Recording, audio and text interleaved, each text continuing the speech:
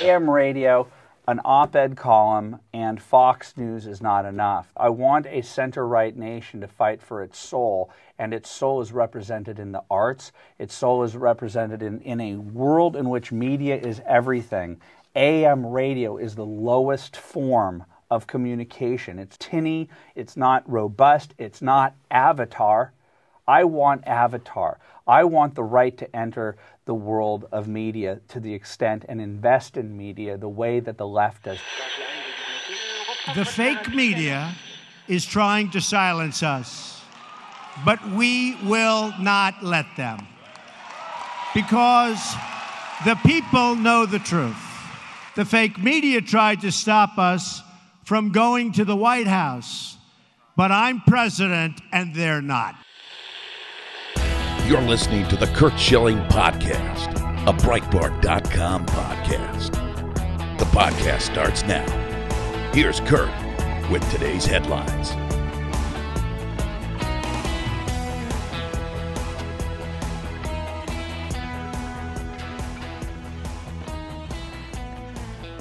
Hey guys, welcome to another edition of the Curt Schilling Podcast. Got a great show lined up for you today. Comedian and savant Dennis Miller will join me first. He'll be the first guest this morning.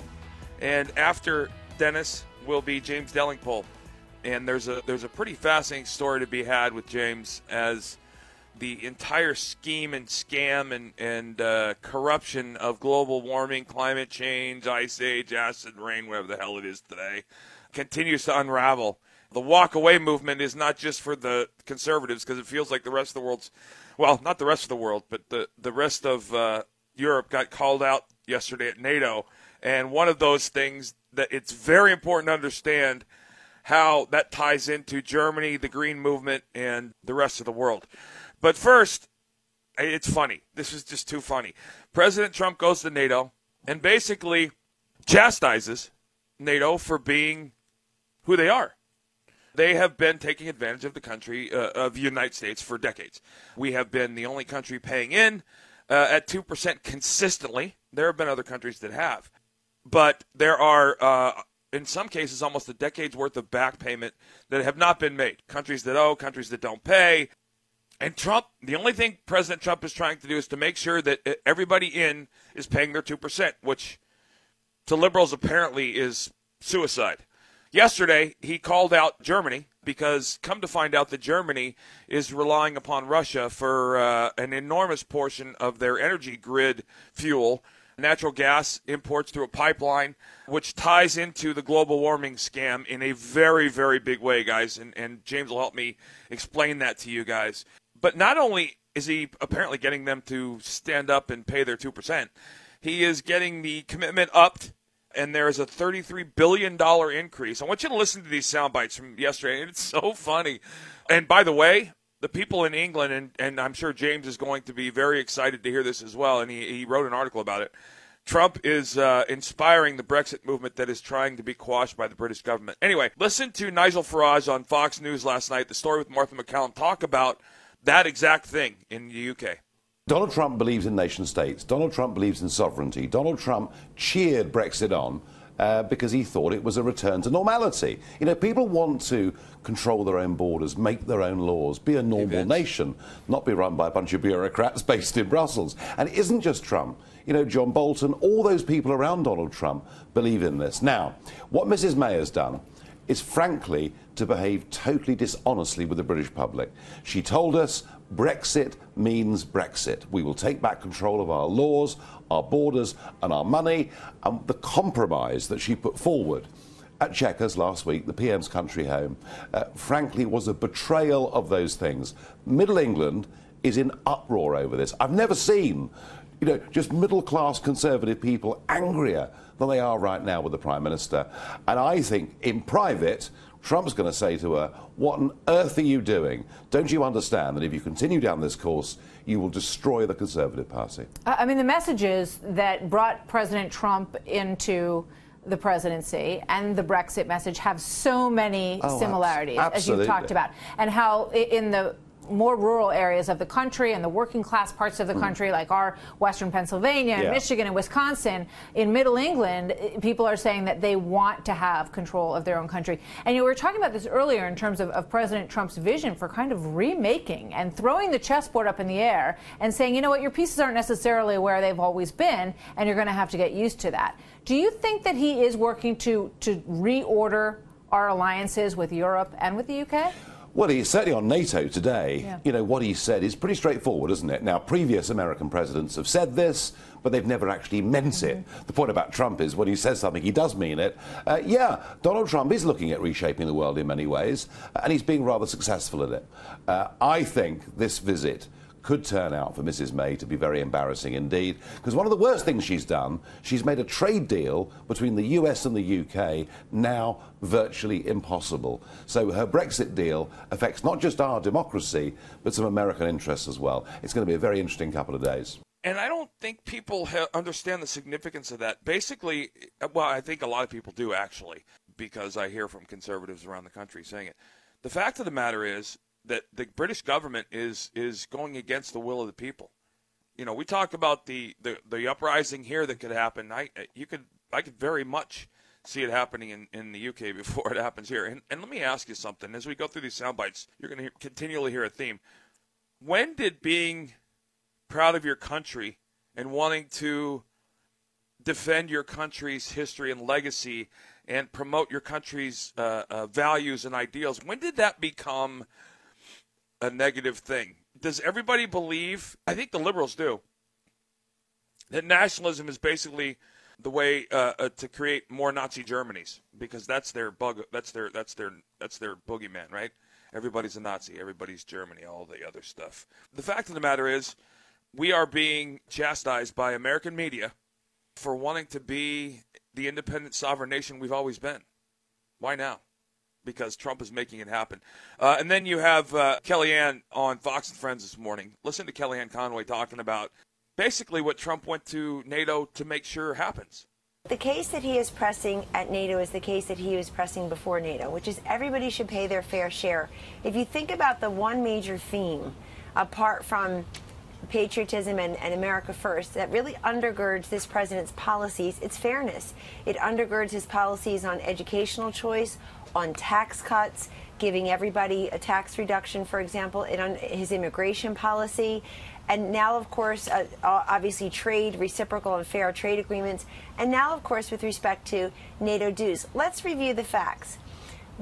Our country spends about 3.5 of its GDP on defense, on NATO. And we're one of 29 countries in NATO, but effectively we approximate about 67% of the defense spending.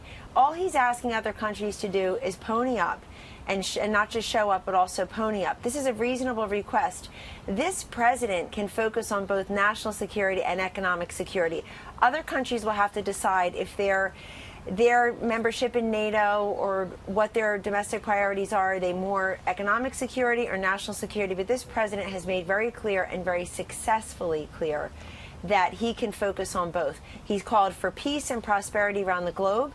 He's obviously he's thinking big, as he always does, talking about cures for diseases, peace everywhere. But peace to him means people paying their fair share in paying for the common defense, and also sitting down with Kim, sitting down with Putin, pulling out of the Iran nuclear deal, pulling out of the Paris Accords. Other presidents tried and vowed and almost insisted for 40 years, folks, for 40 years, other presidents, right, left, and center, have been saying, pay your fair share, get up to 2%.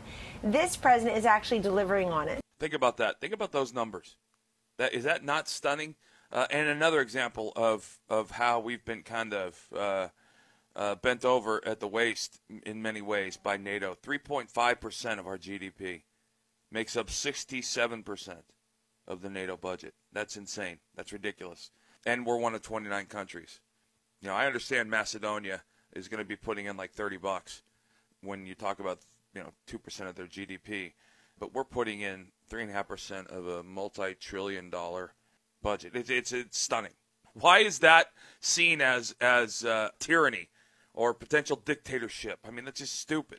the ignorance in that defense. Well, here, listen. Anderson Cooper's the best. Listen to this one. Anderson Cooper on CNN comes out, and you're going to hear him and Morning Joe back-to-back making just ignorant statements. Listen up. It's like the world gone crazy this morning. Trump's performance was beyond belief. Good evening, everyone. That quote is from a senior European diplomat talking to CNN about the NATO summit in Brussels and what the president said there today.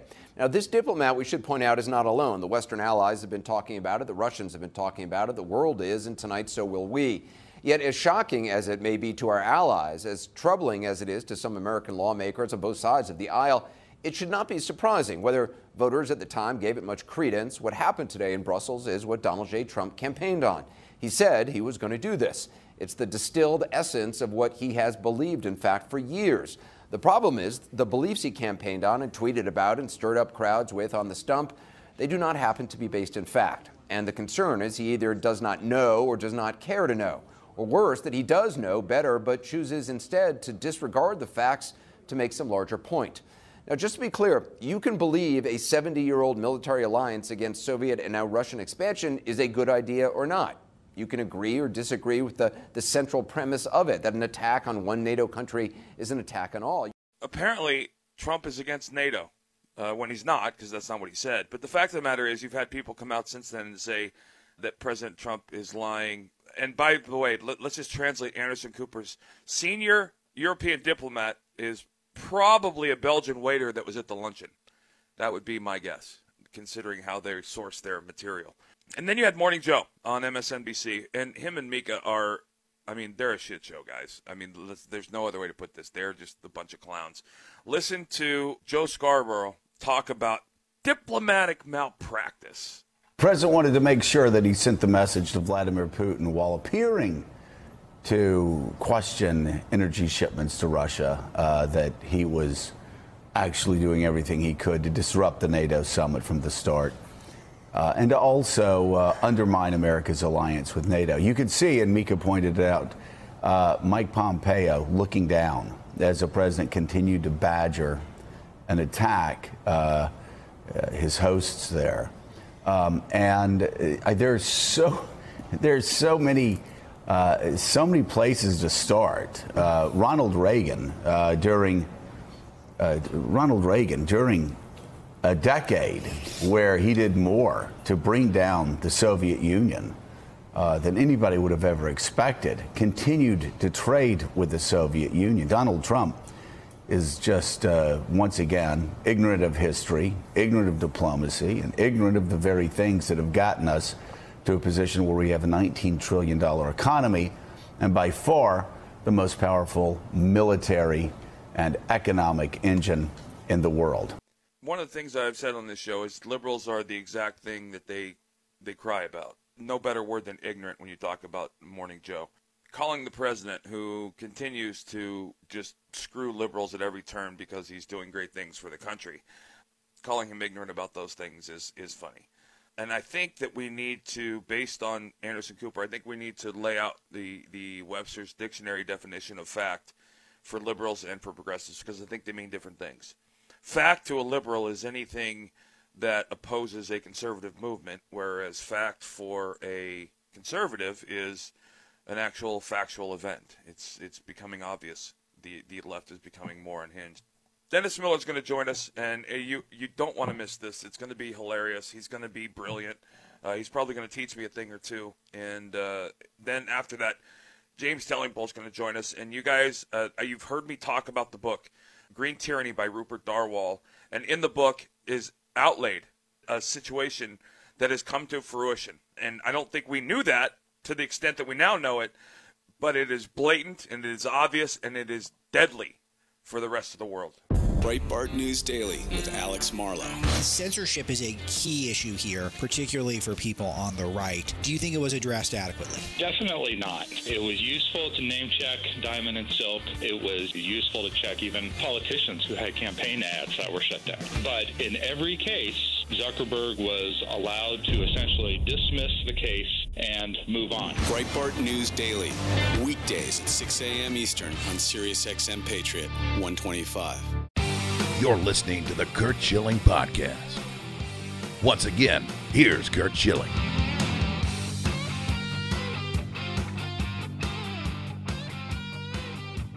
Welcome back, guys. Joining me now is someone who I've been a fan of forever. Watching him in the Monday Night Football booth was one of the most entertaining things I've ever done. And I got to tell you, Dennis, honest to God, I used to judge the intelligence of the women I was with by how hard they did or didn't laugh when you were talking, because it was very easy for me to figure out if they were actually educated or not by your humor. So Dennis Miller joins me now. Good morning, Dennis. How are you, buddy? Well, remembering my tenure on Monday Night Football, that might have been quite a monastic time for you in your life at that point. I don't remember the only time. The only time in the history of this show the word monastic will ever be used. All right, so let's talk about the fact that my president's playing 4D chess against a bunch of people playing Go Fish. He's rebuilt the national defense through the budget. He's made border security a thing again. Employment's at a 10-year high. Minority employment is at levels we've never seen before. He's going to appoint a second Supreme Court justice. In North Korea, he's gotten remains of our veterans returned. He might get peace. He may denuke the peninsula. He's leveled the playing field. He's at NATO now trying to level the playing field in tariffs and trade. He's had multiple hostage events, and he's gotten them returned. He's exposed FBI corruption, Department of Justice corruption, Obama corruption, Clinton corruption. He's exposed the media as the frauds and liars they are. And most importantly to me is he's exposed the left to be the anti-American, Constitution-hating, Israel-despising socialists who create a group called Antifa made up of people that are fascists. I mean, and here we are after all of that, and the left still believes the country is burning from within. There's no path of logic that you can go from that, all those achievements to that line of thinking. Well, I can't remember the entire list, but I would say that if the president, in your eyes, is playing four-level chess, you are playing, you're kind of playing a game of Chinese checkers there. You should stop around halfway through. That's all anybody on the side of Trump should do at this point, is to say, if people say, how can you like Donald Trump? It's easy enough to just say, listen, I don't believe in nuclear weapons. Because for years you've heard that. If he can denuclearize the Korean Peninsula, great. Say, I always have felt horrible about the escalated unemployment rate in the black community. For him to get it down to 5.9, that's amazing. I've always felt horrible about the escalated unemployment rate in the female community. I think that's down. I also think it's down. I don't know the figures, so I won't go into specifics in the Hispanic community. If somebody said he's chosen probably the two smartest guys that were up for the Supreme Court job, I would leave it at that. Listen, I don't trust many of the media outlets myself. But I'm telling you, it serves nobody to get down to the enemy of the people stuff at the end. Even if you believe it, it's just, there's two things. You can tactically not say it, and it doesn't then come back to bite, the right side of things. Right. Or you can just say, all right, it is getting a little heated. I'm going to do my part. I'll sit on that one. I think Donald Trump is going to get reelected. In addition to many things that he's done that are great, I do think one of the things that is going to get him reelected is they called him Adolf Hitler too much. Now, just viewing that, I say, well, they've overplayed their hand, and I think in a way now their negative endorsement of him is a positive endorsement of him. I'm not going to do that same thing. There are some people on that side of the aisle that are creepy. I'll name individuals once in a while and just say, Michael Moore, I think that's flat out creepy. But even when Trump got to the pointing to the back of the room and saying enemies of the people, damn, I just can't go with Trump the whole time. That's bad. That's a stupid thing to do. Dennis, I would debate you only in the sense that I think that and I came from the sports world where the media was in your face day in day out, and in Hollywood, as well as I do, everybody has a political affiliation. Doesn't matter what they do, but the fact of the matter is, I grew up with the Ted Koppels and the, Dan Rathers of the world, where I was taught, or I was led to believe that you had to go somewhere and you had to trust the Fourth Estate because they were the only people holding power in check. And I'm not talking about just CNN or NBC.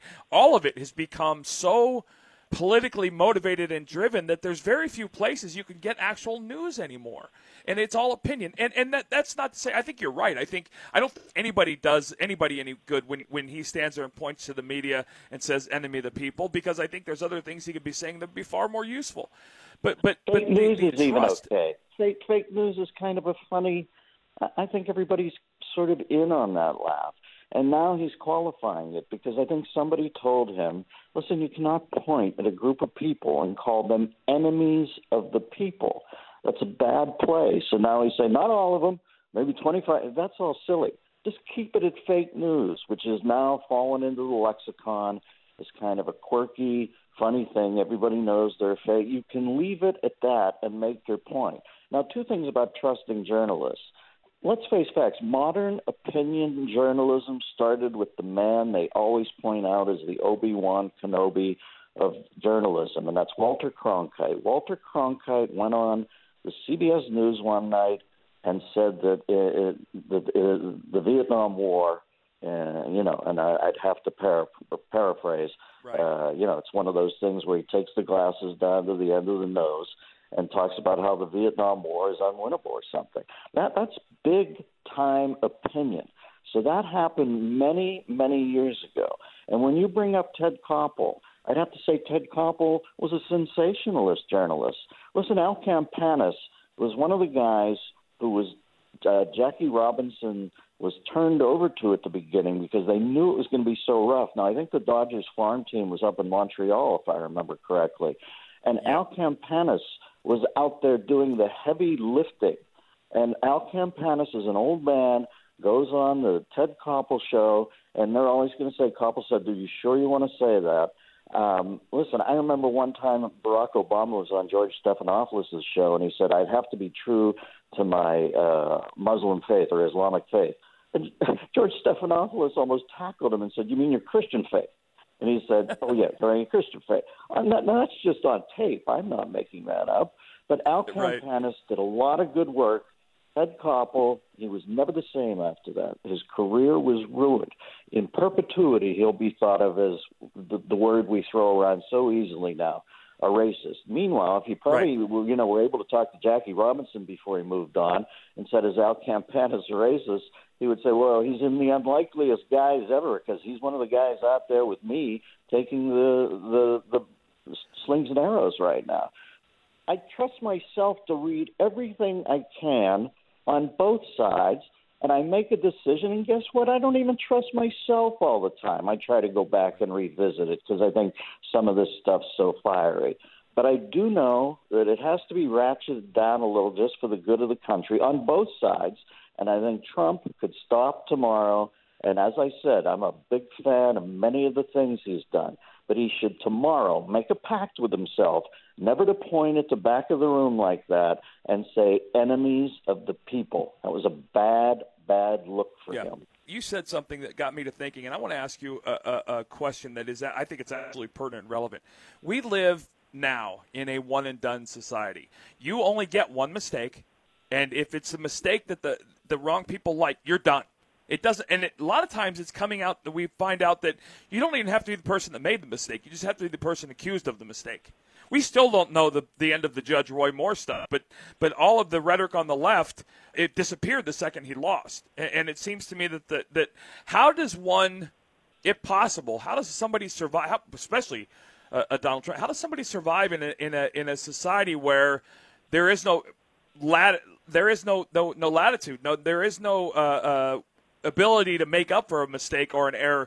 I mean, I know for a fact, we're going to hear during the confirmation hearings for Judge Kavanaugh that he called Hillary Clinton, he mouthed the B word about her, which, by the way, makes him incredibly forward-thinking. But he did that, 20-some years ago, and these things that have been brought up to dredge it up to ruin people's lives, a lot of them didn't even happen. But we live in a society now where everybody has an iPhone, so everybody's an on-the-scene reporter, and we're demanding perfection from some of the most corrupt people in existence. Well, listen, I think Kavanaugh's a fait accompli right now. I think everybody wants to play these games. I know they have to put up a firefight on their side. But I think Kavanaugh, I would sit back. I think he's in.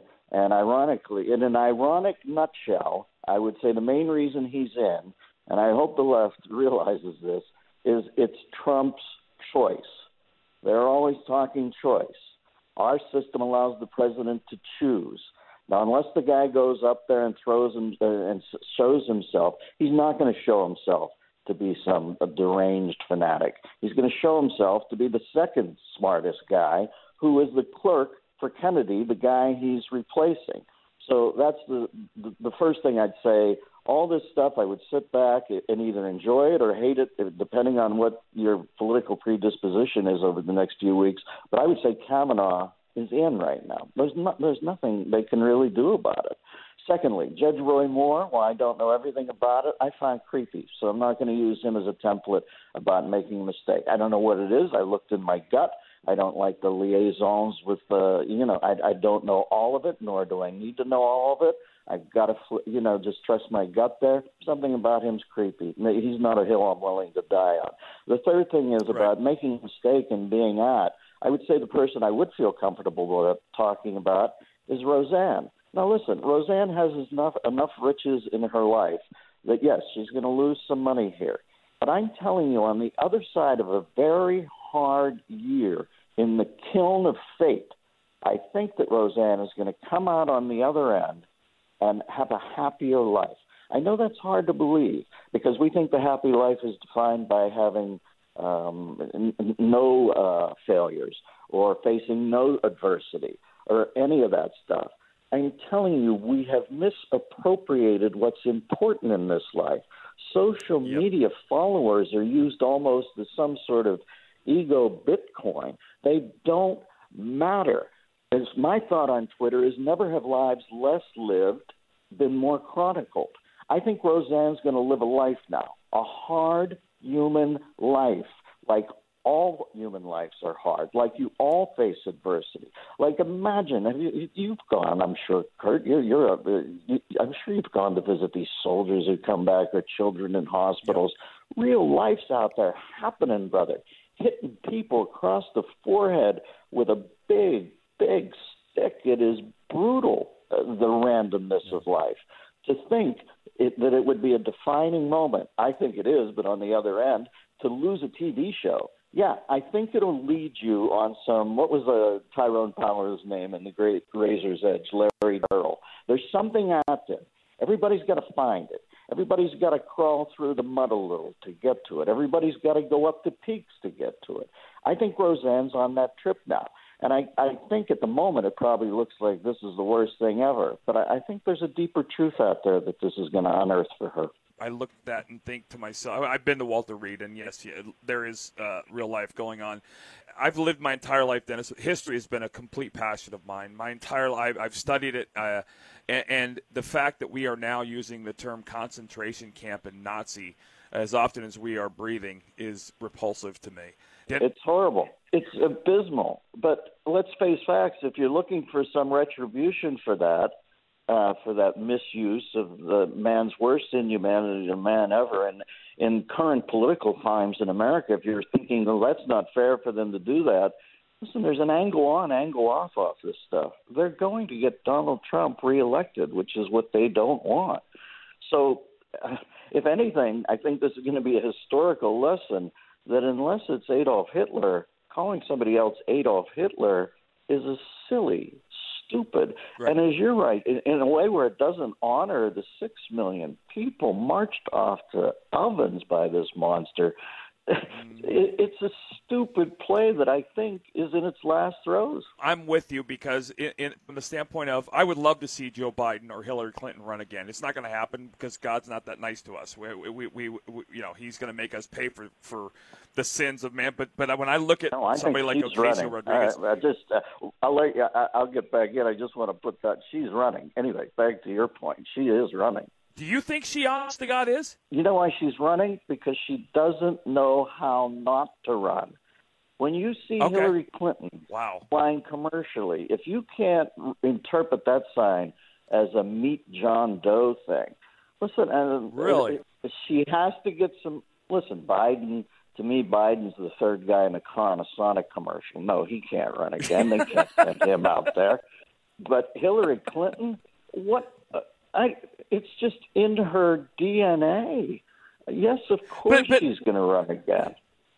I fail to believe that someone would have that little self-awareness. Maybe you may be right, and God bless if it is true. But what I do, I'm looking at the Ocasio Rodriguez in New York thing, and I'm thinking to myself, yes, please keep doing these things. Please keep putting people like that on camera and let them talk, because they are finally turning the lights on in that room full of cockroaches that is the liberal left and exposing it to America for what it is. You look at the walk-away movement, and you're starting to see people who are like, wait a minute, the party I actually thought I grew up in is repulsive and hateful, and I don't like them. Well, listen, I would say this, Curt. Once again, going back to an earlier thing I said, I don't think it serves to say cockroaches. And the second thing is, if you know one thing about cockroaches, they'll survive a nuclear attack before we will. Yep. So your notion might be true there.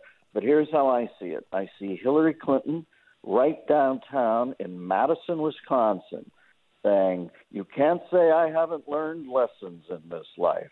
I missed this state last time, and it would have yielded me the presidency. And I am going to start right here in good old Wisconsin. Now, listen, I don't think Hillary Clinton's going to win, but I really think she's going to run. And the reason I think she's going to run is she has a footlocker full of skeletons on everybody else that's going to run.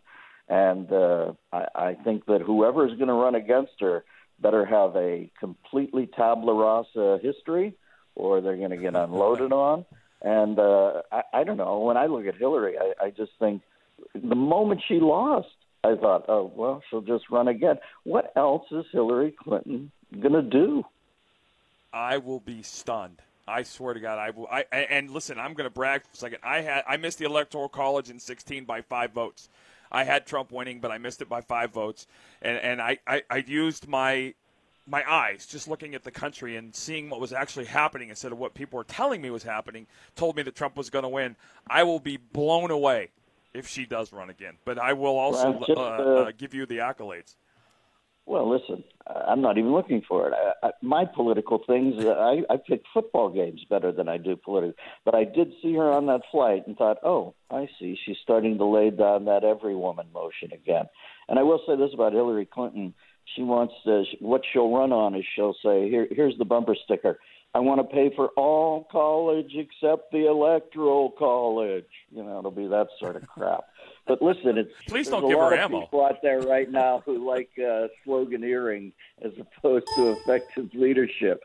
But I'm telling you, if Trump keeps up what he's doing, do you think people out here look at Angela Merkel? Really, I know there's probably a 30% contingent of America to look at her and feel she's aggrieved. Do you really think that there's not 70% of America, as he goes off to Brussels to meet with the NATO people, who aren't saying, wait a second, you're not even kicking 2% in on your defense? You're not even kicking it in? Now, listen, you're not going to say this now, because then you've got every idiot in the world in your life saying that you're a horrible person, trying to ruin you, trying to get your job, we know where your kids go to school. So everybody just looks and nods. But I guarantee you, with the German record in this world, I mean, I think it was Churchill once who said he had the greatest line. Churchill said, well, that's the Hun, either at your throat or at your feet. And listen, if they're going to play that they're on our feet now for the next couple generations, they better kick their 2% in, because nobody is more karmically in the red as far as this world goes than the Teutonics. So if she's not going to pay, I just think I just saw a headline on Breitbart today talking about the German government is starting to crack down on violence against Jews, and I thought I was on The Onion. I couldn't fathom. Hey, Dennis, listen, God bless you, man. Thank you so much. The Dennis Miller Option is your podcast. It's on Podcast One. You guys can check it out. Big fan, and would love to have you back someday. Listen, I'm a fan of yours. I'm just saying, I'm starting to look at our side and thinking I would not sashay, I would not gloat, and I would not use – there's a big win here. I'm into winning as I get older. There's a big win to be had here, and I think it's almost off the pad already. So I'm just looking for tactics And also, as an American, I don't like how cranky it's getting. I know it's not our side putting master locks and tube socks and crushing skulls in yet, but somewhere along the line, they're going to crush the wrong skull in with a master lock and a tube sock. There's going to be reciprocation, and then the whole thing turns into Fort Sumter. That's all I'm saying. We should chill it out. I agree. I've said that Maxine Waters and the rhetoric that's starting to come out of D.C., and I pray to God it doesn't happen, but somebody is going to do what you just said to a law-abiding citizen who's a concealed carry licensed person. Somebody's going to get shot and killed, and the news will explode, and the country will explode, and I don't want that. I'm with you. Listen, I won't win. Maxine Waters couldn't do as much for Trump as if she voted for him next time. So let her do her thing, brother. Yep. Hey, Dennis, take care of yourself, buddy. God bless you. Later, Gator. Breitbart News Tonight with Joel Pollack and Rebecca Mansour. A lot of people not knowing what action they could or should take to make the difference. What I do is try to turn people on to sites like Breitbart, people who are writing and publishing the truth so that people will get educated. But, you kind of can't blame productive members of society who are kind of confused, perplexed as to what do we do to take this government back. Sirius XM Patriot, Channel 125. We want to hear from you. Tweet the show at Garrick38. Once again, here's Curt Schilling.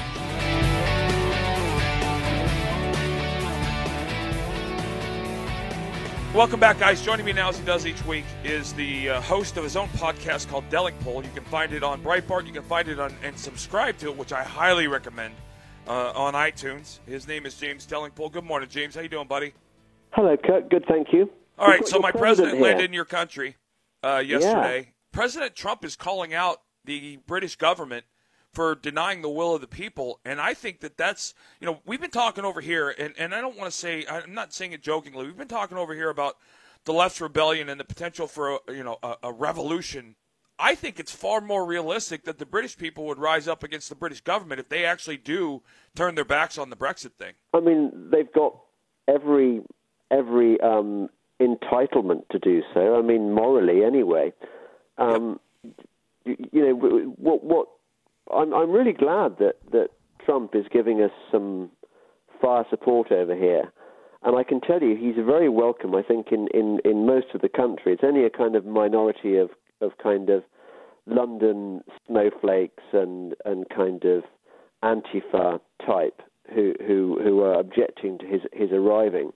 But he's backing Brexit, which is what the British people voted for, and he's this is what allies are for. This is ultimately the world is never better than when the United Kingdom and the United States are pulling together. We're working together as a tag team, and President Trump understands that, and he's calling out Theresa May, our ghastly Prime Minister, saying, look, you're not giving them Brexit, and Brexit's what they voted for. And what we're getting from the government, it feels to me like Theresa May and the British government are saying basically, just mind your own business and be quiet. To be fair, when Obama came over and said Obama had been given orders or a briefing by his buddy David Cameron, who was then the Prime Minister, and Cameron had persuaded Obama to warn the British people that if they voted for Brexit, they would be at the back of the queue for any trade deals. Now, we knew that this was a giveaway because no American would use the phrase back of the queue. They'd say back of the line. So we knew that this line had been fed to Obama he was doing it as a favor for his Brokeback Mountain buddy David Cameron. And it had the opposite effect. People were disgusted at Obama's intervention. Who is this guy telling us how to vote? Now, some people are saying on the left, or the anti-Brexit people are saying, well, you complained when Obama did it. How come it's okay when Trump did it? Well, Trump is on the right side of the argument. Brexit is good. But also, we've already made our vote. So Trump was right to kind of support the democratic will. Here's the big thing over here, and I need you to tell the people listening to this podcast, as I'm sure you're telling the people on your podcast as well. We're being told by the media that not only is President Trump pissing off the NATO governments around the world and the globalist New World Order at NATO, but that the people of Europe hate our president. And no better example, and it was the media did it again. They said there was going to be an anti-Trump rally where thousands of British citizens, UK citizens, were going to show up. It actually turned out to be like 35 showed up. Once again, the media portraying a reality that isn't. Give me a sense of what the people over there think of President Trump and think of what's going on over here, if you can. The first thing to be said is never underestimate the sort of left-wing stroke globalist bias of the media across Europe where Trump is concerned. I mean, we have the BBC, which is obviously virulently anti-Trump. I mean, they thought Obama was the second coming, and they think that Trump is probably the Antichrist. Well, that's the BBC. We expect that of the BBC. But even in conservative newspapers, I have almost never read a pro-Trump piece. I mean, occasionally you'll get these kind of articles by licensed mavericks, which are there to say, well, hang on a second, maybe we might have misjudged this crazy president. But those articles are few and far between. So that's the media. So you've basically got the population of Britain being brainwashed into thinking that Trump is crazy, he's the worst president ever. And this is the same across Europe. So that's what the media is doing. At the same time, I think there's a kind of wisdom of crowds thing going on. You know, just like with Brexit, we were told by all our experts, all our authorities, you know, across the world, we were told that Brexit would be bad for us, but we voted for it anyway. And I think there's something of the same with Trump. People kind of read what's said about him in the newspapers and what the BBC says, and then they see him giving a press conference and seeing he's funny, he's direct, he tells it like it is. And I think actually most people pretty much like the president and think he's a good thing, despite what the media tells them.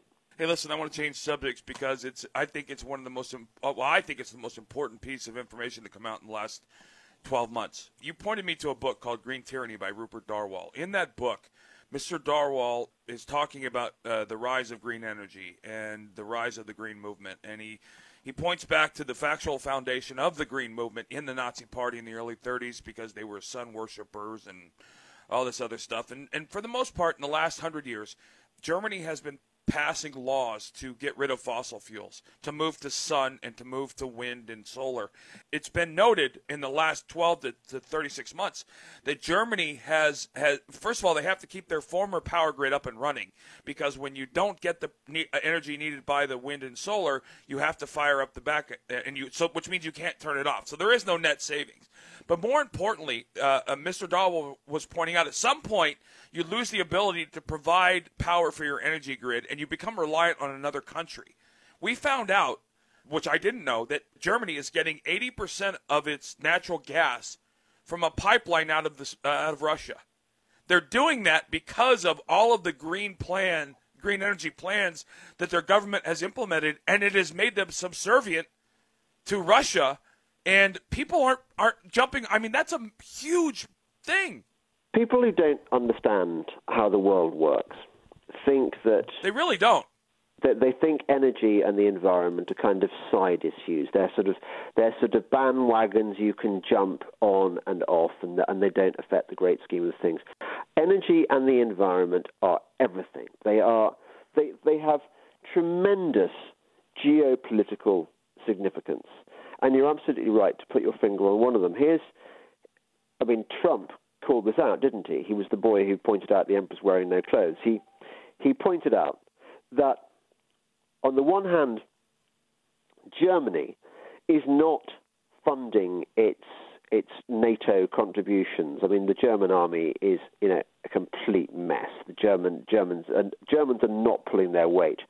And yet here we are. We have NATO. NATO was established as a counter in the West to the threat of the former Soviet Union, now Russia and so on. And yet here is Germany effectively allowing itself to become an economic or an energy vassal state of Moscow because of its crazy green energy policies. Yes. So you're right. And that's one of the reasons that book is an eye-opener is that it points out that the Soviets were pouring money into the green movement in Germany for precisely this reason. Exactly. That's exactly right. The Soviet Union was pouring hundreds of millions to billions of dollars into the green energy movement in Germany because they understood that the farther down the green path Germany goes, the less energy Germany can produce and the more energy Germany is going to need from Russia, which is exactly what has happened. And how do other European countries and other members of the green movement not see exactly that? And then even bigger for me is how do people in the United States not look at that and say, okay, wait a minute. If we're going to move to green energy, if we want to create this clean green movement, if we want to be a part of the Paris, the climate change accord, then that means, A, we have to keep all of our current power plants up and running just in case we don't have sun or wind one day, number one. But B, we will then become dependent on, hey, you know what, the Middle East again or Russia for fuels to keep ourselves running. Why on earth would we do that? No one would do that if they were thinking it through. This is why the green movement is not just wrong, it is evil. I mean, that's the thing. Exactly right. I've spent so much of my life, when I could have been doing much more fun things, frankly, so much of my later career has been dedicated to pointing out what's going on.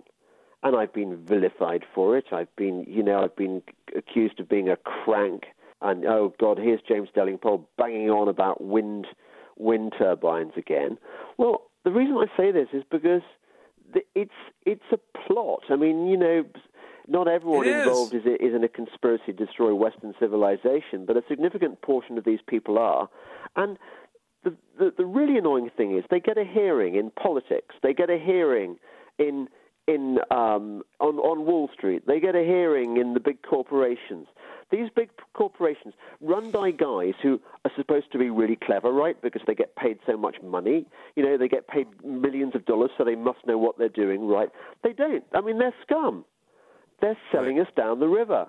And we are acquiescing in it. Well, I mean, not those who listen to your show, obviously, not those who read my stuff, but the generality of people on the kind of the soft left and hard left side of the argument buy into this stuff, and it is a disgrace. Here's the thing, James. Anytime you say New World Order, the left just kind of rolls their eyes. The fact of the matter is we know there's a New World Order. George Soros is one of the drivers and the movers and shakers.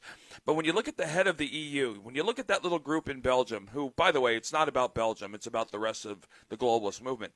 When you look at why they push green energy, this is exactly why.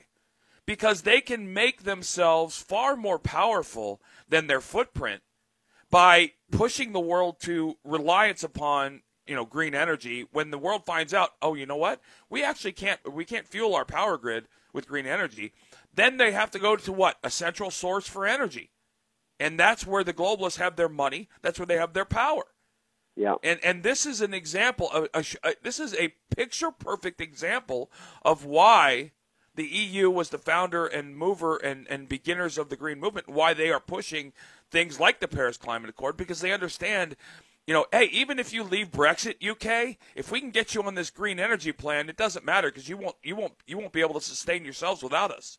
Which they've done, by the way. I mean, the appalling sellout plan that Theresa May had been cobbling together with her Remainer civil servants means that Britain is committed to the EU's environmental/energy agenda for decades to come. Nothing's changed. It's extraordinary.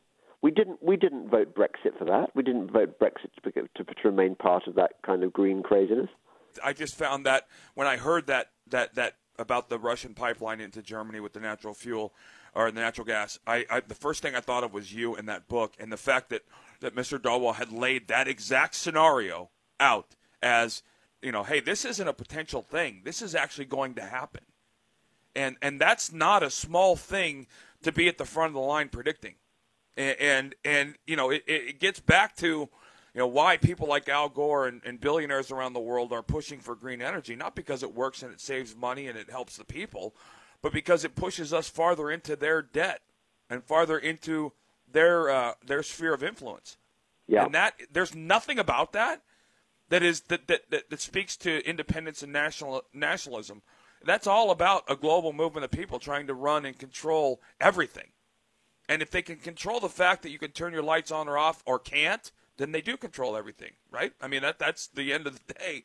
We're the most – I mean, when you think about mankind and science and what we've done and how far we've come, to think that we would be intentionally going backwards from a technology perspective is as stupid and ignorant as anything I've ever heard. Yeah, you're absolutely right. When I heard that number, I thought of you. I think it's something – I'm going to write a blog post about it. It has to be talked about because it has to come out. This is one of those things that's not going to get the media it deserves, and it's very simple to explain to people on the left that, hey, listen, this is why it doesn't work. This is why – this is what happens to you when you listen to them and follow their rules. This is what happens when you don't listen to your people, and you know, the Brexit argument is a great example of that. So, listen, James, it's always a pleasure, buddy. Thank you so much, and keep doing what you're doing. Looking forward to your podcast today. What can people look out for on the Delingpole podcast today? Oh, well, it's another attack at our terrible, ghastly healthcare system, which I think Obamacare may have been modelled on anyway. It's more about, you know, the mess that is our system. Well, but and God bless. We've seen what happens when you allow socialized medicine. What you allow is the government to mandate and make decisions on your children's lives. It's we've seen it actually happen. Trojan horse. Yeah. Yeah, we've seen it happen in the UK, and you know, over here it's everything is, well, that's the exception rather than the rule. When the exception becomes an everyday occurrence, it's not the exception anymore. So, James, thank you, buddy. Thanks a lot, buddy. Bye-bye. All right, James Delingpole, his new podcast, Delingpole's out today. You can find it on Breitbart and at iTunes. I implore you guys to subscribe. Listen, there's a reason Trump is tired of winning because he keeps winning. And he's winning again because he's my winner again today. He sat in front of the NATO alliance and had the chutzpah, the guts, whatever you want to call it, to call them out. And that is absolutely something this world needed. And I still fear for the fact that he's becoming influential enough that I think world powers are going to try and make something happen. I don't think they can stand another 8 weeks, much less 6 years of President Trump. And the loser today, well, I could have given it to Stormy Daniels, but I won't because it's not worth the time for getting arrested, which is really no surprise.